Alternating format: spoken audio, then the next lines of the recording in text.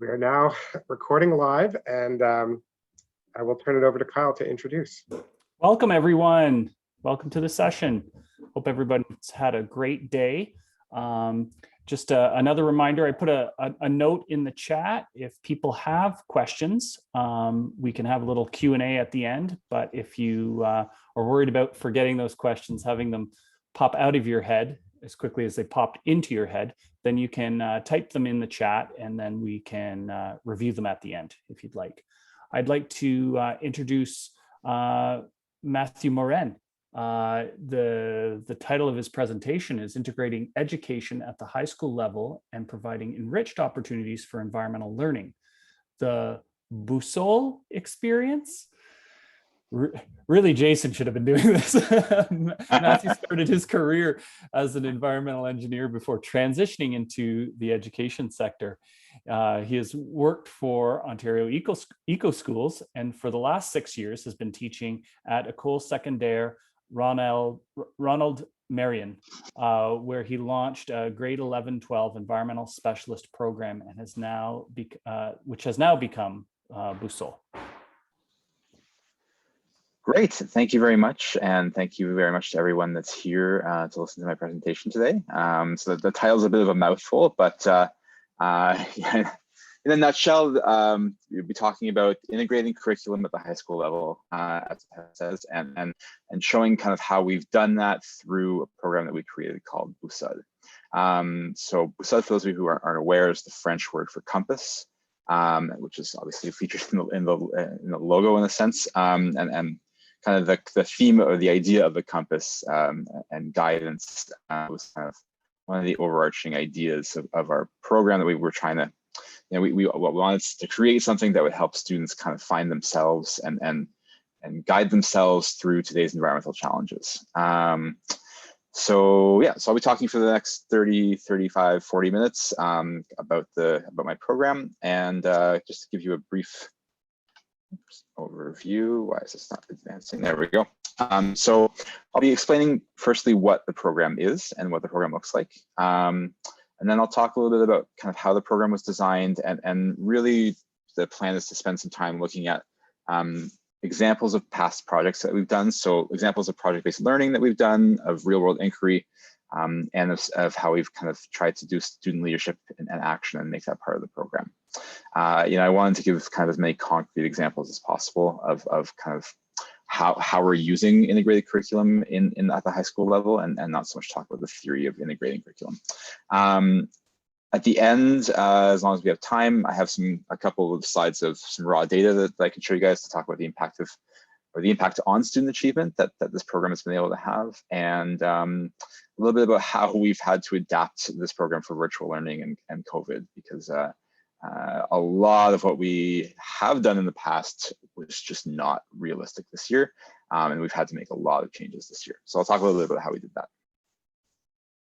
So just a quick bit of context. As was mentioned in the intro, I teach at École Secondaire Mathieu, which is a French language public school, part of the Conseil Scolaire Viamonde. It's located in Pickering, Ontario.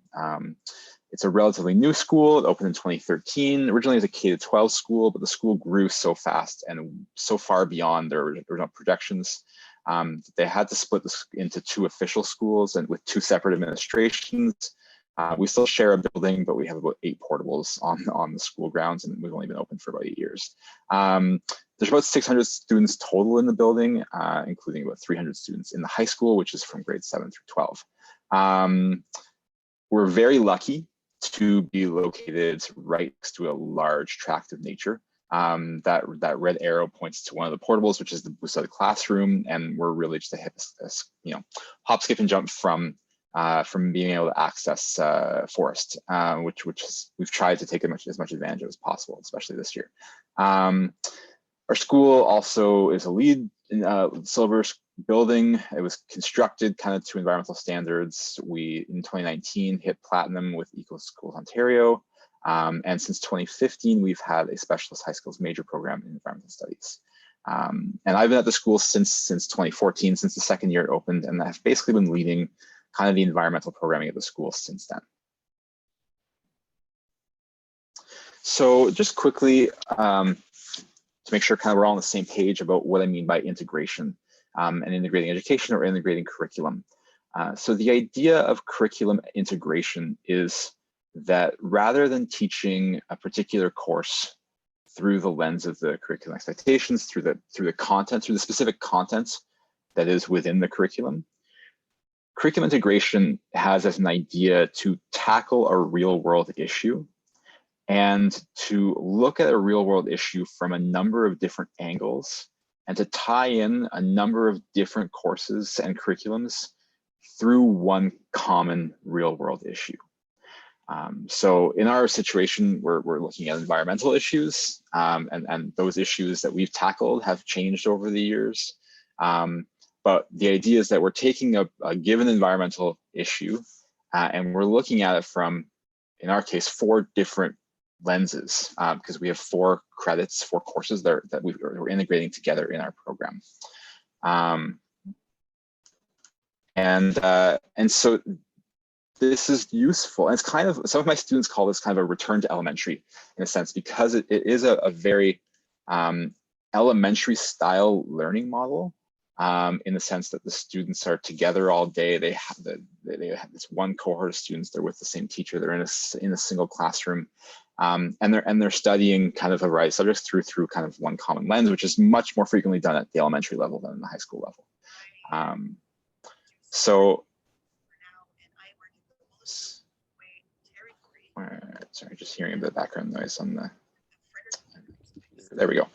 So Boussole in a nutshell, as I've kind of briefly described, is a program where we have a common cohort of students, which has varied from 15 to 18 students who work together for an entire semester, all day long for 5 months, and are guided by 2 teachers.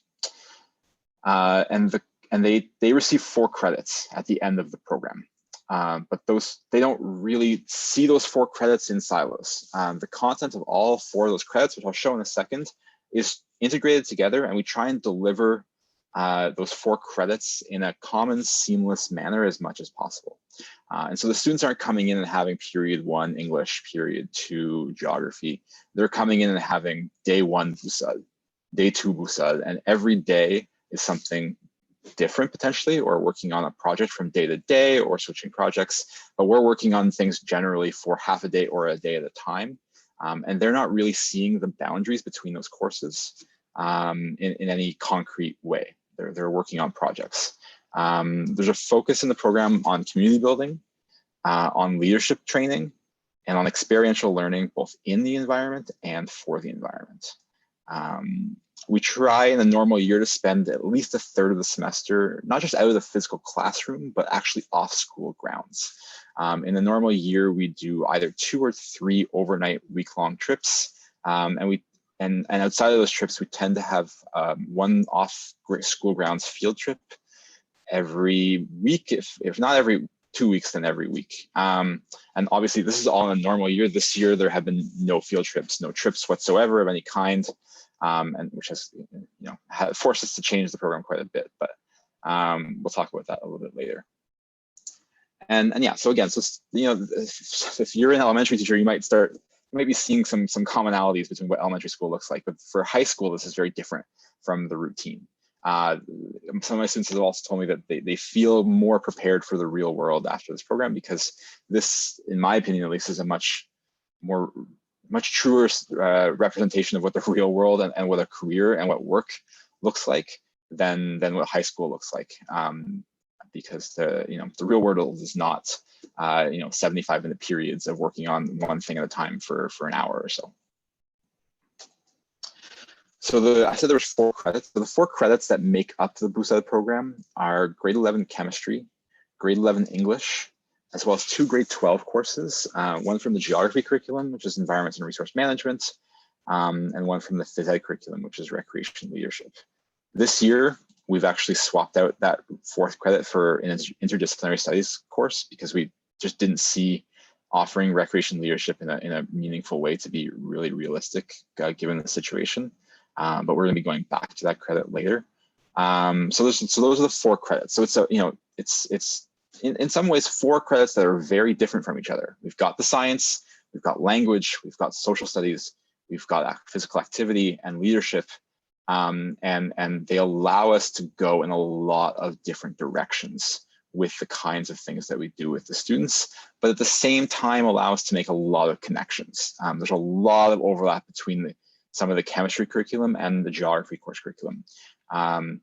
English, the communication is in every course, and so we do a lot of work on communication skills, and it's very much a non-traditional English class. We still do a novel, but in many other ways, it's a non-traditional English class.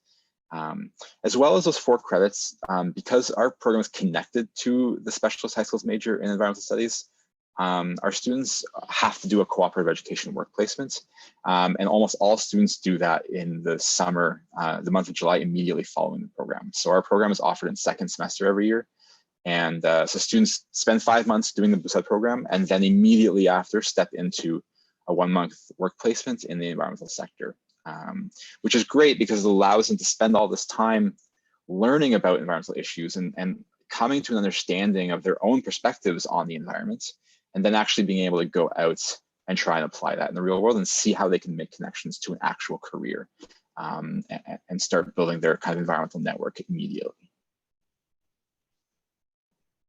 So I wanted to just, before I kind of start showing examples, just have you guys watch a video. This is a 4-minute promotional video that we made after the first year of the program, which just has a few student testimonies and also shows kind of a number of examples of different activities that we've done. And I'm hoping that the video passes reasonably well. I'm kind of on a rural connection, so hopefully it's okay.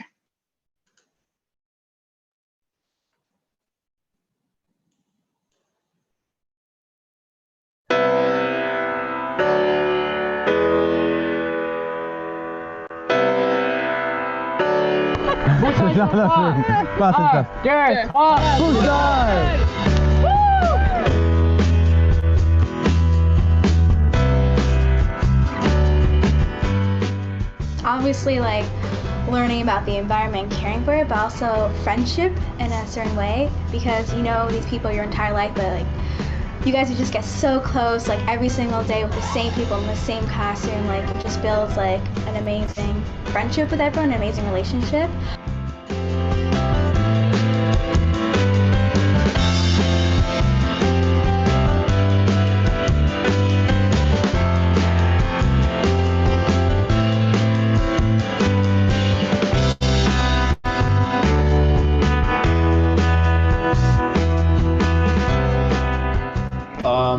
Well, I guess for me, Boussole was like I guess you could call it a throwback to like elementary school, where you do everything in one class, except you're learning things that are actually going to impact you on your life. Like I really thought it was, I prefer it to learning the traditional way in all these classes and stuff. For me, Boussole was like sort of like at the same time an eye-opener, and like you have to actually start studying. So like you have to really prepare yourself, but at the same time it was like an opportunity to, like, I guess, learn more about myself thanks to all the trips we did and all.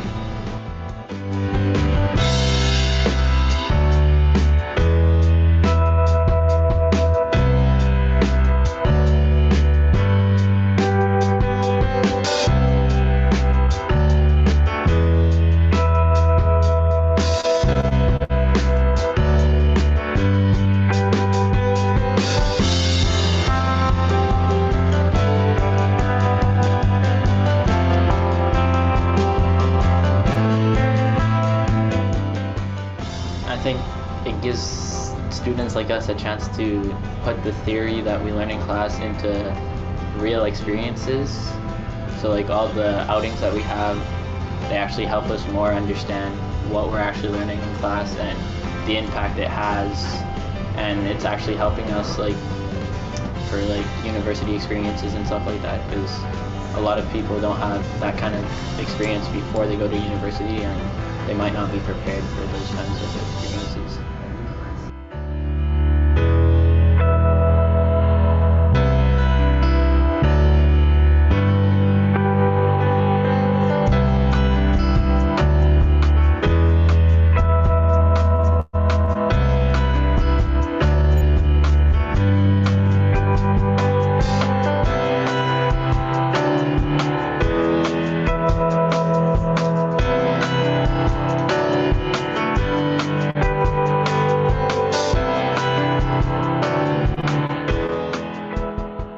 I think Boussole is like an environment where you learn different subjects, but they're mixed together, and there's an emphasis on environment, and also we only learn things that are going to matter for us later on. But there's nothing that we learned in Boussole that I found unnecessary, and I learned a lot of things about myself, and they put emphasis on like real character development. Like I think I became a better leader. I became way more comfortable speaking in front of people and more confident in myself.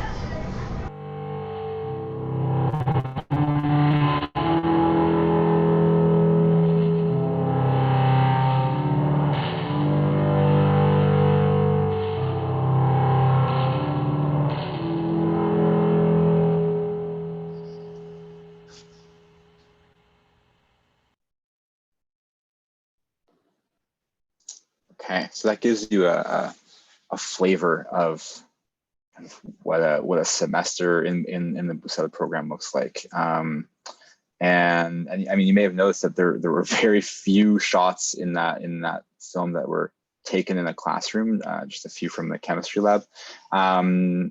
Because in a normal year, we're really trying to get out of that room as much as possible.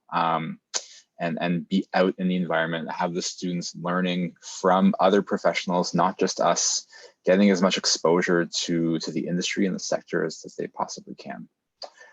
From a program design point of view, so we're currently in our third year of running this program. And what this program has looked like in a given semester has evolved quite a bit kind of over those 3 years. So one thing that we've tried to do from the very beginning is integrate aspects of Indigenous education into the program. Before even starting our first semester, we consulted with our school board's Indigenous education coordinator and had them kind of collaborate with us all along that first year of the program.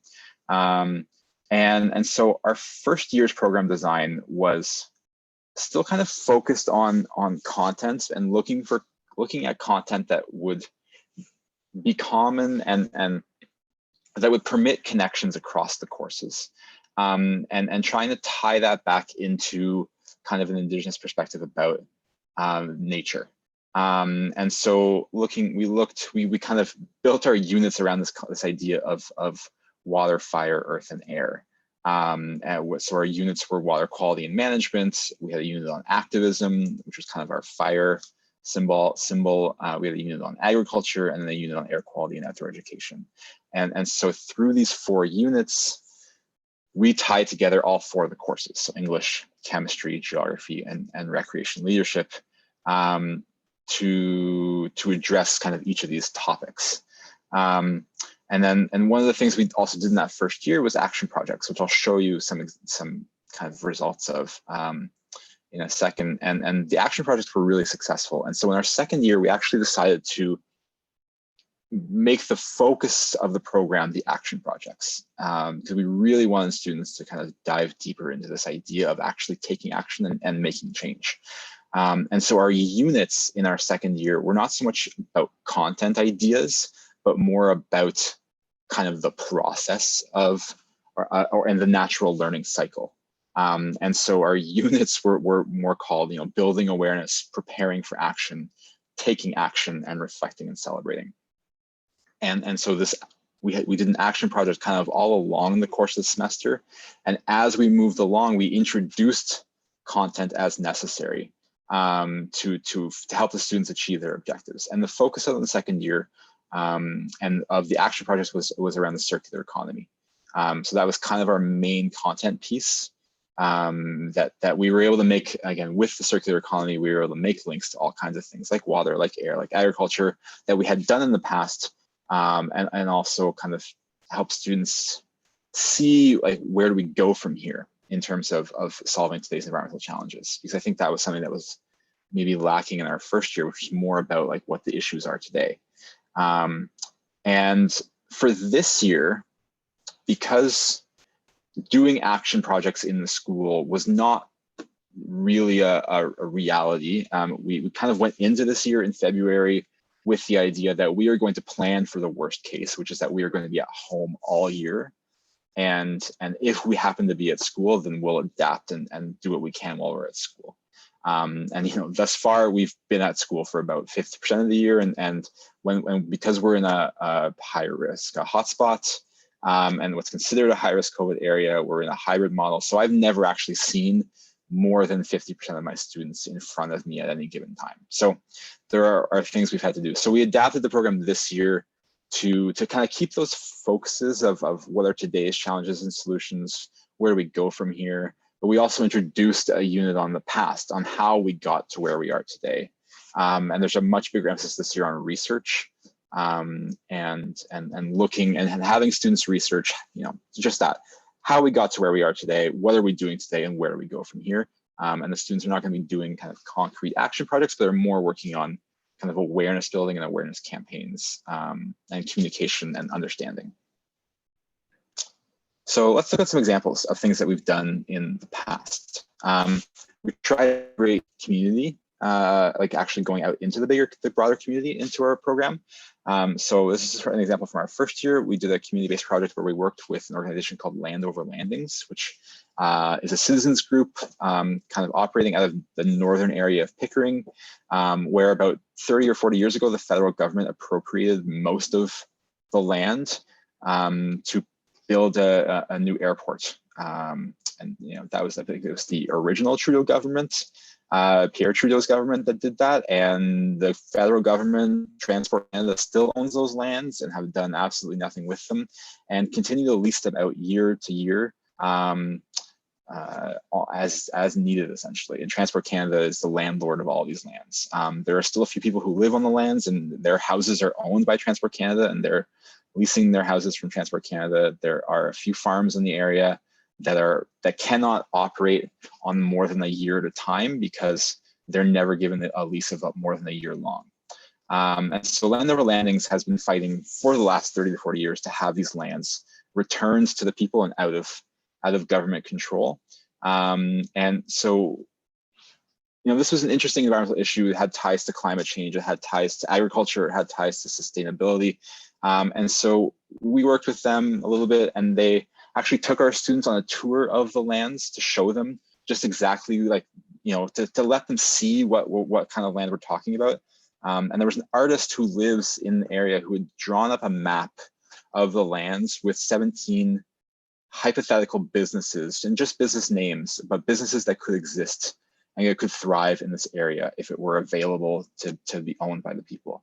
And so our students took these 17 hypothetical businesses and fleshed them out. And because we had 17 students at the time, each student took one of the businesses and actually tried to imagine fully what that business would look like. And our students created, using story maps, an interactive ArcGIS map that people can click through and learn about the lands and learn about basically a vision of what these lands could look like if they were rebranded and returned to the people. And so this ArcGIS map is now on Land Over Landings' website, and we presented at their annual meeting, and it was a really great collaboration. They got out of it something that they can use in their activism, in their presentations, and our students got a chance to work on kind of a real, actual, local, current project that has current implications. And so this is an example of a project that we tied into the English curriculum and the geography curriculum to look at kind of both how the land is being used and how do we communicate how land is being used. So I spoke about the action projects. And so these are some examples of projects that have been done in our school. So in the first year, our action project guiding question was, how can our school be more sustainable? Pretty straightforward question that brought out a lot of ideas. And what students achieved in 5 months is quite incredible. So one group fundraised by selling reusable bottles to get 2 water bottle refill stations installed on the main floor. 2 groups collaborated together to build a garden on our rooftop, which you see in the picture. All of the garden bins are made out of recycled pallets. They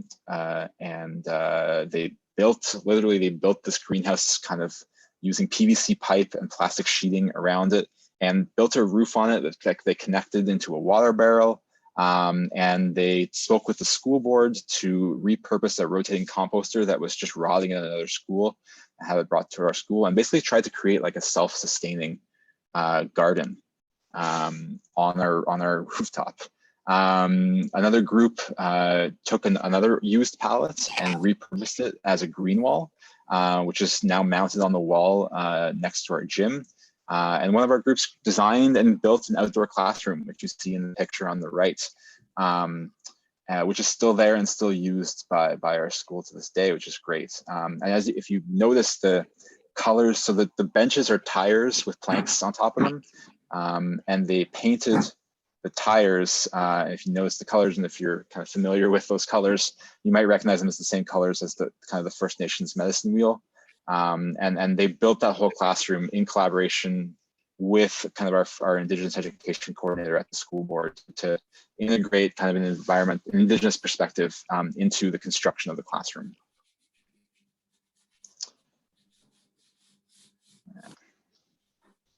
Sorry, computer's sliding. There we go. In our second year, because we were focusing on the circular economy, our guiding question was, how can our school be more circular?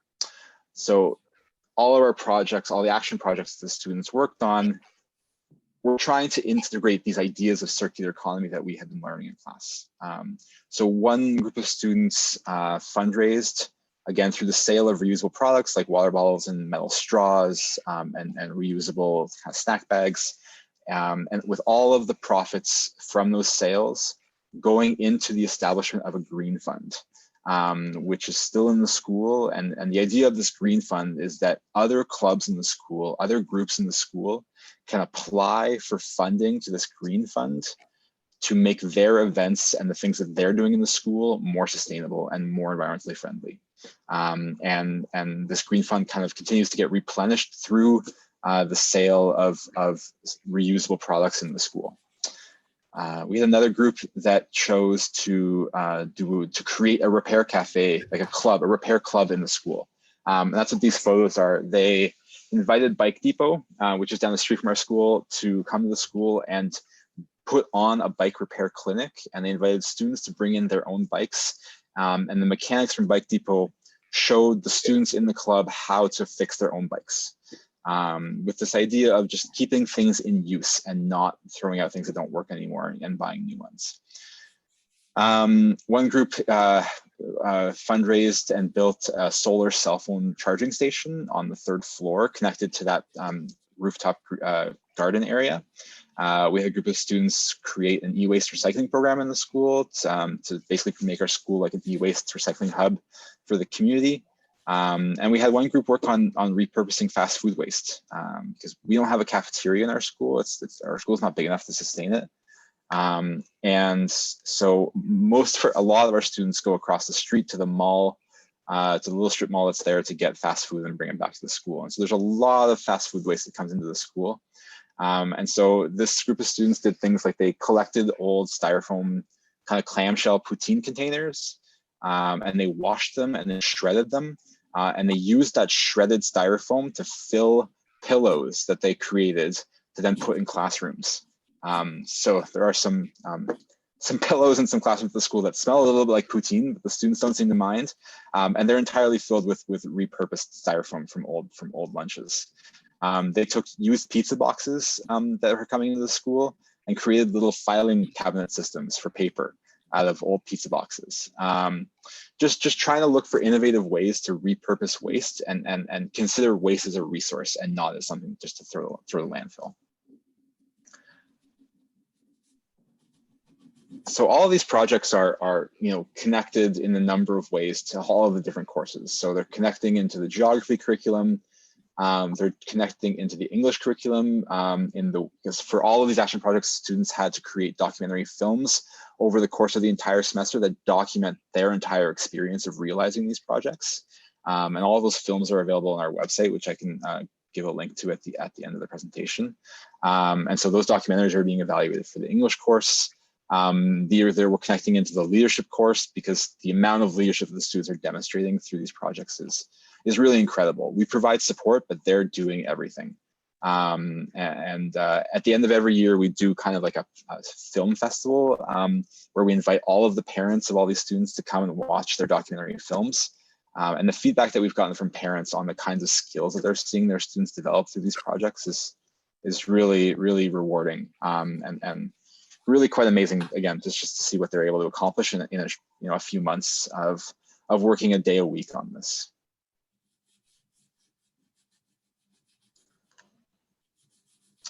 Okay, there we go. I also wanted to show one example of an inquiry project and also to show an example of kind of how we integrate the science into the program. So this was a project that we did in our second year. Our guiding question was how does the built environment influence water quality in Duffins Creek, which is the kind of the main watershed river that runs by our school. And so what we did is we actually went down to a park near the school where the river runs and is easily accessible. And we set up like a mobile chemical analysis lab in the park for an entire day. And students, and I'll show you guys kind of the results of that project, but students collected samples from the river, analyzed them on the spot. All the samples were geotagged, so we knew exactly where in the river they came from. And then students took all that data and actually created story maps in ArcGIS instead of lab reports to kind of actually do a geospatial analysis of this data. And so this is an example. This was a project that we did in French because our school is a French school and we do things in both languages. And so this is a student's lab report, but done in a much more engaging and interesting way. And I'm trying to skip through intro. So they're looking at like what the watershed where we are is, and we're kind of down the bottom of the watershed here. And so this is the river, and these are all the sample points that we took. So we established our mobile lab in the morning right here next to the baseball fields. And we were going into this first half of the river all morning collecting samples. And then in the afternoon, we moved our lab over to the other end of the park here and then collected samples all in the second half of the river. And so this is a picture of students kind of in the river. They were all going in groups of 2 to collect water samples. And we learned about environmental sampling techniques and what the appropriate way to take these samples is, what direction of the river do we go in, where in the river do we take the sample, kind of covered all of these aspects of environmental analyses. This is a picture of our mobile lab in the park. So we have kind of data sensors. They were looking at things like conductivity, dissolved oxygen, pH, temperature, and then another part of our, sensors, another part of our mobile lab, students were doing titration in the park to actually kind of use their chemical understanding to find out what chlorine concentrations in the water were. And then, so with all this data, they were then able to kind of geospatially plot all of this chemical data in the river to see if there were any kind of trends in terms of the data, to see if there were kind of hot spots in the river where conductivity or chlorine or dissolved oxygen is higher or lower. And the rest of this entire report is kind of dissecting these results piece by piece to really look at this, one parameter at a time and start to look at, not only just this data, but what is it about the geography of this area around this river that's actually potentially influencing this data. And the original intent, the hope for this project was to do it earlier in the year. We did this in May. I had originally hoped to do it in March when road salt would be running off into the river. So we were there a little bit later, and so chlorine wasn't so much of an issue. Although I think if we'd been there earlier in the year, it might have been a bit more of an issue. Yeah, so this is an example kind of merges geography and chemistry curriculums together. And if we had done this in English, that would have also integrated the English course as well. So 2 to 3 courses coming together into one project.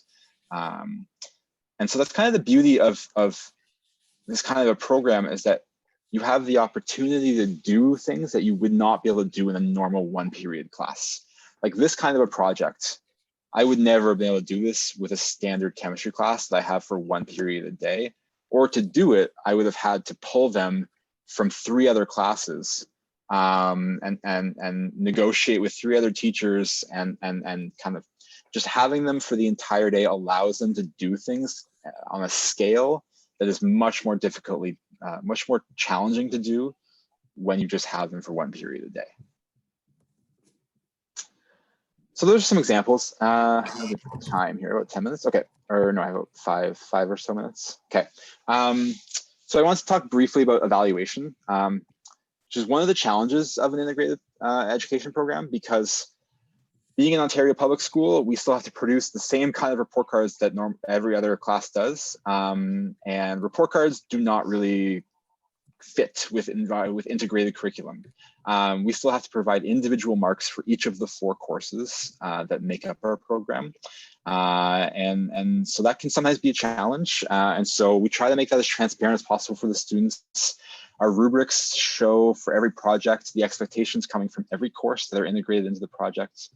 And so in some cases, projects will link to 2 classes. In some cases, they'll link to all 4 classes. This is an example of a kind of excerpt of a rubric, where in this case, this is a project that was connecting to the geography and English curriculum. And in this case, we're actually generating separate marks for English and for geography, where the English mark is focusing on communication skills and communication techniques. Yeah. Okay. And the geography mark is focused on content and what the This is really cool. content of their video is. Yeah, so that's kind of in a really quick nutshell how evaluation is done. It's challenging, and it's probably the thing that took us the longest time to get a really good handle on. And we actually were kind of mentored when we started this program by a teacher up in Barrie who also has been running this kind of program for 10 years. And he was instrumental in helping us kind of understand how to do some of these things, which are not necessarily straightforward. So at the end of the day, our students get 4 separate marks, and we try and make it as transparent as possible how those 4 separate marks are being generated. So just looking quickly at student achievement. So this is data for our first 2 years, so about 33 students total. These are average marks across all 4 credits for both midterms and final marks, so April and June. And so blue is the midterm marks in April, and orange is the final marks. And one thing you might notice is that there is a difference in where they're located, and the midterm marks are lower than the final marks. One thing that we see with this kind of a program is that in the beginning, in every year we've done this, there is an adaptation process that students undergo. The first month or 2 can be challenging for some students because we're asking them to rethink everything they know about how they learn. These students have spent 10.5 years going to school in a certain way and thinking education works in a certain way, and then they come into our program and we completely flip it all on its head. They're not used to working on a project for an entire day at a time, or on a single project for 3, 4, 5 days in a row. These are things that they're not used to at all. They're used to being able to compartmentalize their courses into 75-minute periods, into small scale projects. And so we have some students are able to make that adaptation pretty quickly, others don't. And so midterm marks in our program tend to be on the lower end, like lower than final marks. And it takes some students until kind of March, April to really start being able to understand how to manage themselves and their workload and their time. But by the end of the semester, most students kind of are able to make that transition. And by the end of June, we've seen some really dramatic changes in students' kind of work habits and work abilities, and do get kind of a push into the kind of level 4 from some level 2 and level 3 students that just struggle early on in the year. I want to show this next slide. If my, here we go. Yeah. So because I teach the regular chemistry course at the school as well as the chemistry course within Boussole, I'm the only chemistry teacher at the school. I can kind of see students both in the Boussole program and not in the Boussole program and how they do in chemistry. And so this is kind of just that. It's comparing final grade 11 chemistry marks for Boussole students to regular stream non-integrated education students. And there's a difference, both in grade 11 and carrying over into grade 12, which I'll show you in a second. More than half of students who do Boussole finish the Boussole program with more than 80% in chemistry, whereas that's only about 40% in the regular grade 11 chemistry program and the non-integrated program. Because we're with these students for an entire day, because we're able to support them in a much more comprehensive manner, we tend to get better outcomes at the end of the semester. We also see a carryover into grade 12. So because I am able to take students from both the regular program and Boussole from grade 11 into grade 12 and teach the grade 12 chem course, I have seen that students coming out of Boussole do better in grade 12 chemistry than students who are coming out of the regular stream. They come in, well, again, they finish grade 11 with a higher average, and they actually tend to raise their average in grade 12. Whereas on average, my regular stream students tend to maintain their marks through grade 12. So I think they're getting a lot of valuable skills out of Boussole. It is much more than just the content and environmental understanding. Okay, so I want to stop with some time for questions. So I have a few minutes to just quickly talk about how we've had to adapt a little bit for COVID.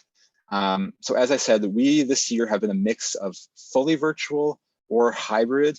I've never seen more than half of my students in class at the same time, which has been challenging.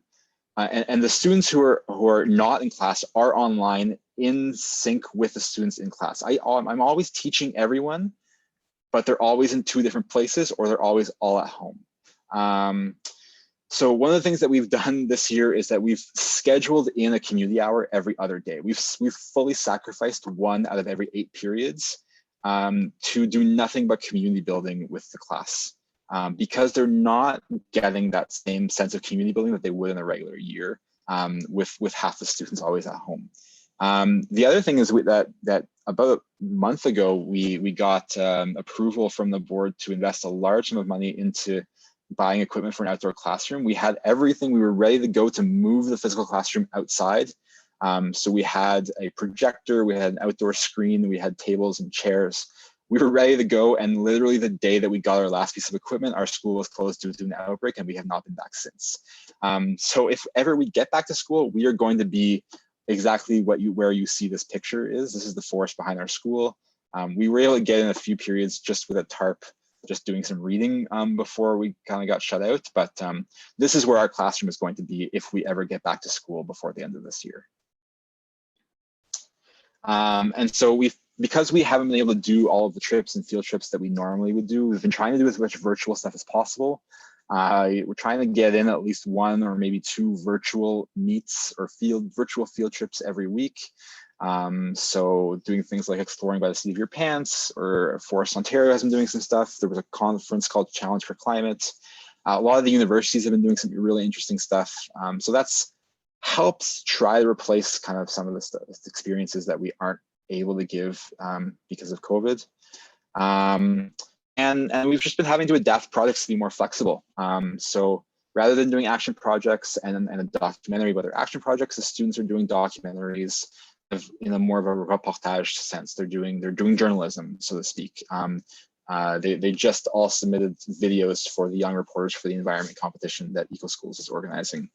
And for science, we're trying to do inquiry at home and trying to think of things that the students can do at home with materials they might have at home, to allow them to still live the science, live the environmental science. So about a month ago, I had my students build homemade barometers to measure air pressure, and to try and monitor and understand their local climate and how temperature and pressure are connected in where they are, and understanding how the climate works. So I don't have time to show this video. This is one of my students' videos for the competition, but we're doing what we can to make the program as rich as we can through all these challenges. Yeah, so I'm going to end here because I do want to leave a few minutes for questions. We have a website called programmeboussole.ca where we have all kinds of videos and examples of things we've done. We're on Twitter and Instagram at Roma Boussole. And I'm happy to take any questions in the couple minutes that we have left. Thank you, Matthew. Are there any questions?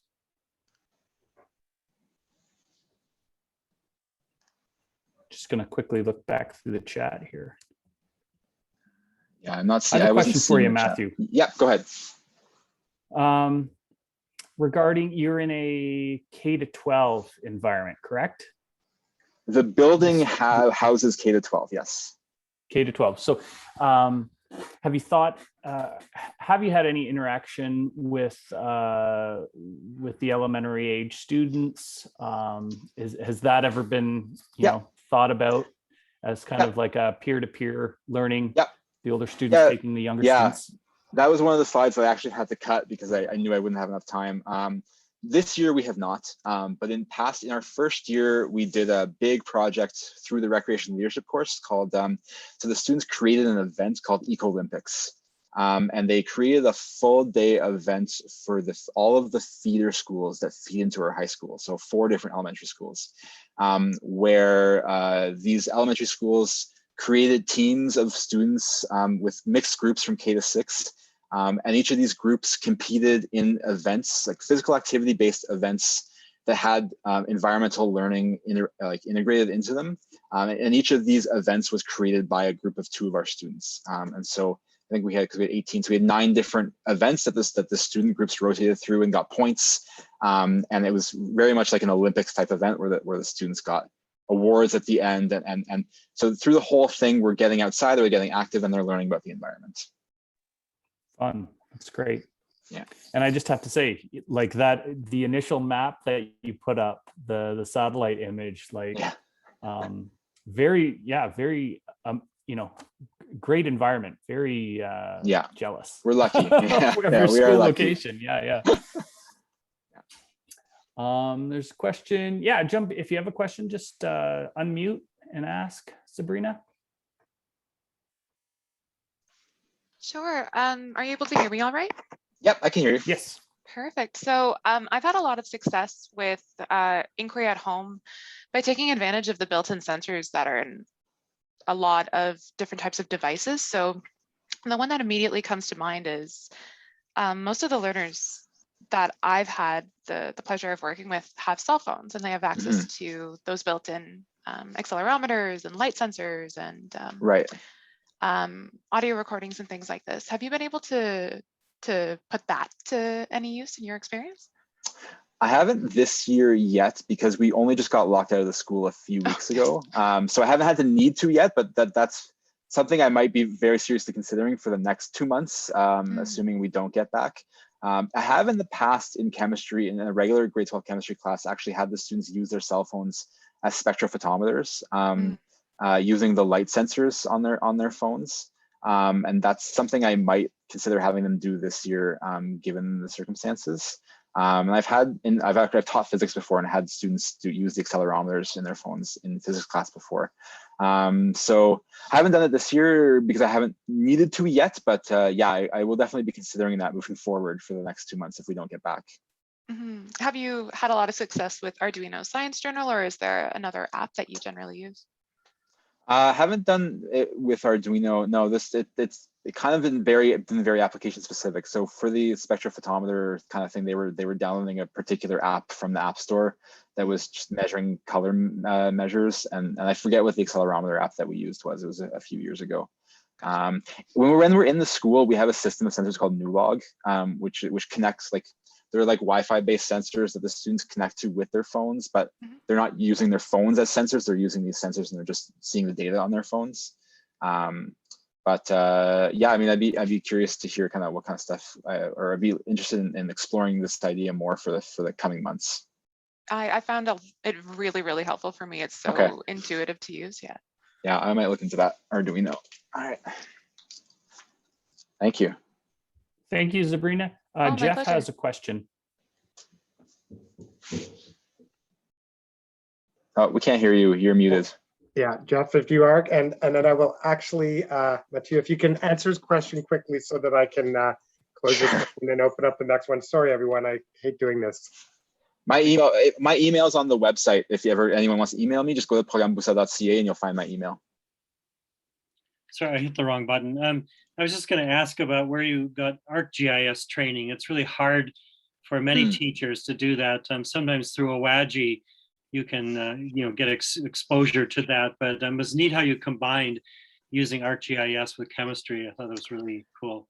Yeah, I kind of self-taught. I did go to an Esri conference a it wasn't for educators, but I kind of went there as an educator and learned a little bit there, but mostly self-taught. And Esri actually has a kind of a self-guided tutorial for SHISM students that acts as a certification on using ArcGIS. So I've done that with my students, and that's how my students learn, is they do this self-guided tutorial that's built into the Esri website that gets them the certification from Esri at the end that counts towards their SHISM program. Great, thanks. Yeah.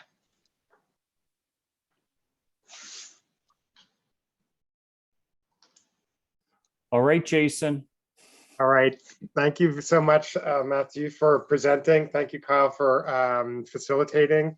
And thank you, everyone who followed along. Hopefully you can still get out there and get some sunshine after the sessions are done here today. Thank you very much, everyone. I really appreciate you tuning in.